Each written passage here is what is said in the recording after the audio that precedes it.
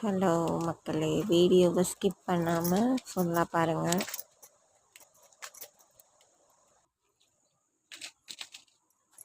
ஏதாவது பிஸ்னஸ் பண்ணலான்னு தோணுது, பட் என்ன பிஸ்னஸ் பண்ணுறதுன்னு தெரியல. பேசாமல் இந்த இட்லி பொடி பண்ணலாமா? நல்லாயிருக்கும். பூண்டு காஞ்ச மிளகாய் மட்டும்தான். காஞ்ச மிளகாய் லைட்டாக ஃப்ரை பண்ணிப்போங்க. பூண்டு காஞ்ச மிளகாய் மிக்ஸி ஜாரில் போட்டு நல்லா நைஸாக அரைச்சிக்கலாம், சால்ட்டு போட்டு.